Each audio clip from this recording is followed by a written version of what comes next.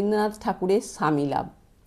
একদা তুলসীদাস জাহ্নবীর তীরে নির্জন শ্মশানে সন্ধ্যায় আপন মনে একা একা ফিরে মাতি নিজ গানে।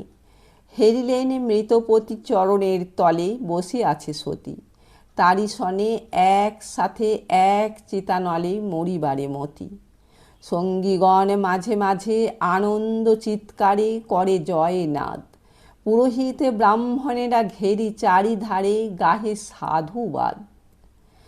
সহসা সাধুরে নারী হেরিয়া সম্মুখে করিয়া প্রণতি, কহিল বিনয়ে প্রভু আপন শ্রীমুখে দেহ অনুমতি। তুলসী কহিল মা তো যাবে কোনখানে এত আয়োজন। সতী কহে পতিসহ যাব স্বর্গপানে করিয়াছি মন। ধরা ছাড়ি কেন নারী স্বর্গ চাহ তুমি। সাধু হাসি কহে হে জননী স্বর্গ যার এ ধরণী ভূমি তাহারই কি নহে।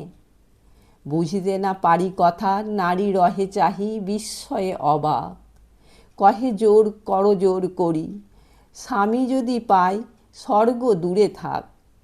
তুলসী কহিল হাসি ফিরে চলো ঘরে, ফিরে পাবে আজ হতে মাসেকের তরে আপনার স্বামী।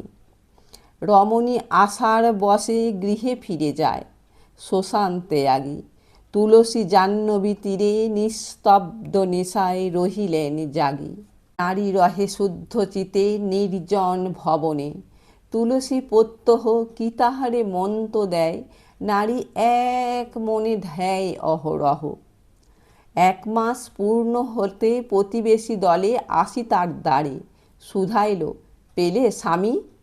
নারী হাসি বলে পেয়েছি তাহারে। শুনি ব্যগ্র কহে তারা কহ তবে কহ আছে কোন ঘরে। নারী কহে রয়েছেন প্রভু অহরহ আমারই অন্তরে।